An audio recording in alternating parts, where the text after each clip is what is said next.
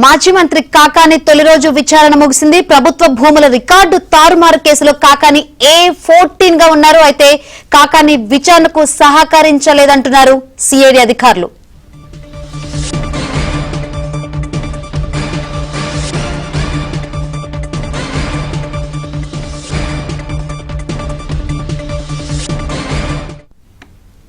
Right, ప్రభుత్వ భూముల రికార్డుల తారుమారు కేసులో ఈ రోజు సిఐడి అధికారులు మంత్రి కాకానిని విచారించారు.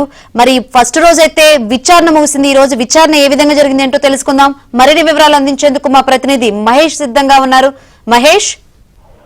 శంకరి, ఈ రోజు మాజీ మంత్రి కాకాని గోవర్ధన్ రెడ్డిని 2 రోజుల పాటు కస్టడీలో తీసుకోవాల్సిన కోర్టు ఆదేశాలు ఇచ్చింది. ఆ కారణంగా ఈ రోజు ఉదయం మా కాకాని గోవర్ధన్ రెడ్డిని గుంటూరు సిఐడి పోలీసులు అదుపులోకి తీసుకోవడం జరిగింది. కస్టడీలోకి తీసుకొని డిటిసికి తీసుకెళ్లారు.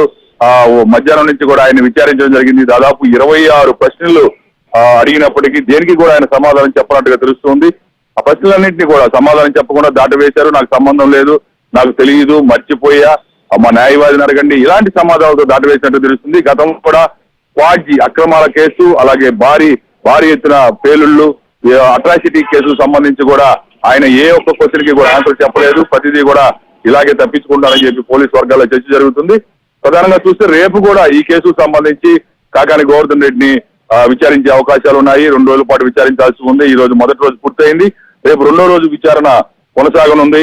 ప్రధానంగా చూస్తే ఈ కేసుకు సంబంధించి వెంకటాచలంలో ఆర్టీసీ జోనల్ కార్యాలయం ఉంది, జోనల్ ఆఫీస్ ఉంది. దాని ఎదురుగా అక్కడ డ్రైవర్ల కింద కూడా శిక్ష ఇస్తుంటారు. దాని ఎదురుగా జాతీయ రహదారి నేషనల్ హైవే కలకత్తా టు చెన్నైకి ఆనుకొని దాదాపు 15 ఎకరాల ప్రభుత్వ భూములు ఉన్నాయి. వీటిని జగన్ ప్రభుత్వ హయాంలో మాజీ మంత్రి కాకాని గోవర్ధన్ రెడ్డి డైరెక్షన్ లో ఆయన అనుచరులు వాటికి సంబంధించిన రికార్డులన్నీ కూడా తారుమారు చేయడం జరిగింది.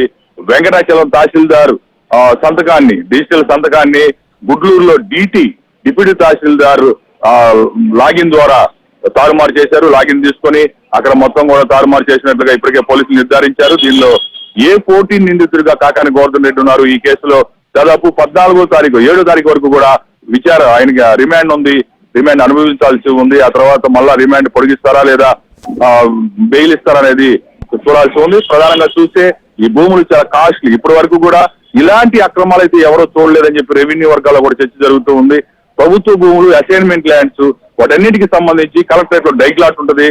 ఏ రోజు ఎవరు ట్యాంపరింగ్ చేసినా, ఏ తారుమారు చేసినా కూడా తెలిసే అవకాశాలు ఉన్నాయి. అయినా కూడా అప్పట్లో బరి తెగించి దాదాపు 60 కోట్ల రూపాయలు విలువ చేసే ఈ 15 ఎకరాల ప్రభుత్వ భూమికి సంబంధించిన రికార్డులపై కూడా అందులోని డిజిటల్ రికార్డ్స్ ఇవన్నీ కూడా తారుమారు చేయటం, వాటికి సంబంధించి పట్టాలు ఇష్యూ చేసే ప్రయత్నాలు చేయటం, అప్పట్లో టీడీపీ శ్రేణులు పెద్ద ఎత్తున దీనిపైన గొడవ చేయడంతో ఈ విషయం బయటకు వచ్చింది. అప్పటి వెంకటాచలం తహసీల్దార్ పోలీసులకి కంప్లైంట్ ఇచ్చారు. దానిపైన కేసు నమోదైంది. దానిపైన విచారణ చేసే కొద్దీ వాస్తవాలు, అనేకమైనటువంటి వాస్తవాలన్నీ కూడా వెలుగు చూస్తున్నాయి. ప్రధానంగా మాజీ మంత్రి కాకాని గోవర్ధన్ రెడ్డి పాత్ర కూడా బయటకు వస్తూ ఉంది. ఇవాళ రోజున ఈ ఒకటే కాదు, ఇలానే ఈ వెంకటాచలం మండలంతో పాటు ముత్తుకూరు, మిగిలిన టీపీ గూడూరు, పొదలకూరు ఈ ప్రాంతాల్లో పెద్ద ఎత్తున రెవెన్యూ భూములకు సంబంధించి, ప్రభుత్వ భూములకు సంబంధించి అక్రమాలు జరిగాయి. అవన్నీ కూడా విచారిస్తున్నారు. మొత్తం మీద కాకానికి అయితే కేసు కొనసాగుతుంది. ఇప్పట్లో బయటకు వచ్చే పరిస్థితి లేనట్టుగా చెప్పుకొస్తూ ఉన్నారు. రేపు 2వ రోజు విచారణ కొనసాగనుంది. Shankari. Right, thank you Mahesh.